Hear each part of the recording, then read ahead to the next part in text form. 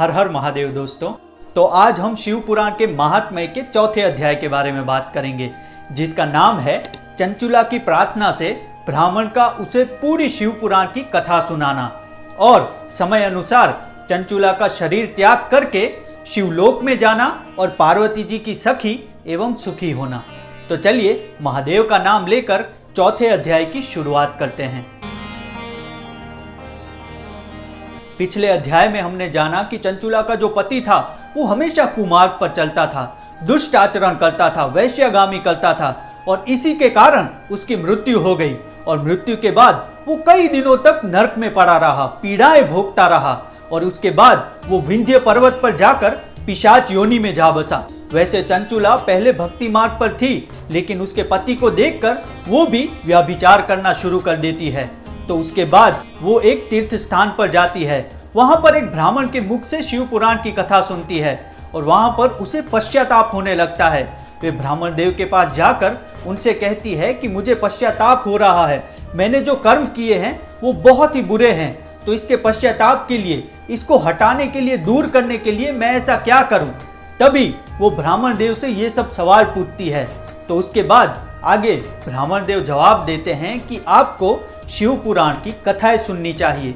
शिव पुराण एकमात्र ऐसी पुराण है जो आपके सारे पापों को नष्ट कर देती है, पर उससे पहले आपको अंदर से पश्चाताप होना चाहिए।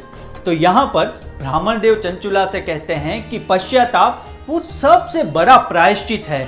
अगर आप अपने मन में पश्चाताप कर लें तो आपको पाप नाश करने में बहुत ही आसानी हो जाएगी। पश्चाताप करके अगर आप भक्ति मार्ग में चलते हैं तो आपके सारे कष्ट महादेव हर लेंगे, नष्ट कर देंगे और आपको एक अच्छी योनि में जीवन मिलेगा और ये जीवन भी आपका बहुत ही सुखी जाएगा। तो दोस्तों, इसी से हम भी अपने जीवन में बहुत कुछ सीख सकते हैं। हमारे जीवन में आपसे, मुझसे, कई लोगों से बहुत सारे पाप हो जाते हैं जो हम किसी को बता नहीं सकते, और वही पाप अगर हम मन में रखते हैं तो वो बढ़ता ही जाता है और टेंशन देगा और एंग्जाइटी देगा और पीड़ा देगा और फिर अंत में हम अपना ही विनाश कर बैठते हैं। इसीलिए कोई भी पाप हुआ हो अनजाने में तो उसका पश्चाताप करो, उसकी क्षमा प्रार्थना प्रभु से करो और अपना मन चित्त एकत्र करके भक्ति में लीन करो। महादेव सब कुछ ठीक कर देंगे। इसीलिए इस कथा से हमें भी बहुत कुछ सीखने को मिलता है। फिर ब्राह्मण देव चंचुला से कहते हैं कि आप शिव पुराण की कथाएं सुनिए, पश्चाताप करना है तो ये सबसे उत्तम है। उसके बाद ये सुनकर चंचुला शिव पुराण की कथाएं सुनना आरंभ कर देती है। फिर धीरे धीरे उसका मन शांत होने लगता है।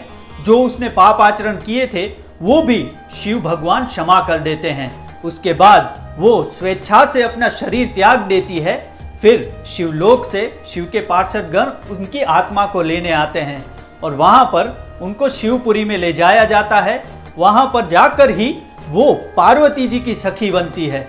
एक तरफ चंचुला जो व्यभिचार करती थी, पाप कर्म करती थी, सब कुछ उसका नष्ट हो गया था, लेकिन पश्चाताप करके उसे भी शिवलोक प्राप्त हुआ। वहां पर वो दिन रात प्रभु की सेवा करती थी, महादेव और पार्वती जी के चरणों की सेवा करती थी और फिर उसे पार्वती जी की सखी बनने का भी सौभाग्य प्राप्त हुआ। तो दोस्तों, हमें भी ये मनुष्य जीवन इसी के लिए मिला है। हमें माया के पीछे नहीं भागना चाहिए, बल्कि प्रभु भक्ति करनी चाहिए।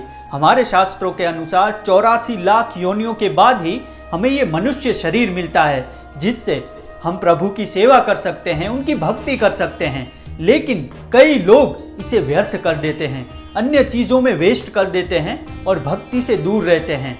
तो हमें प्रभु की भक्ति करनी चाहिए, अपना मन शांत रहता है, कोई भी बुरे विचार नहीं आते, हमें कोई प्रेरणा नहीं मिलती ऐसी कि हम पाप आचरण करें।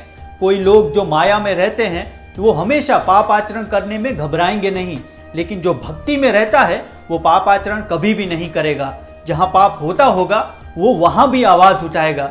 इसीलिए हमें भी इस भक्ति के मार्ग पर ही चलना चाहिए और हमारे जो छोटे भाई हैं, छोटी बहनें हैं तथा हमारे पूरे परिवार को इस तरह की कथाएं सुनानी चाहिए, भक्ति में लीन रहना चाहिए। इसी से ही हम मोक्ष को प्राप्त कर सकेंगे, शिवलोक में जा सकेंगे, महादेव की और पार्वती जी की पूजा और अर्चना कर सकेंगे। तो यहाँ पर चौथे अध्याय की समाप्ति होती है। आगे भी चंचुला की कथा जारी रहेगी। तो मिलते हैं कल 5वें अध्याय के साथ। तब तक हर हर महादेव।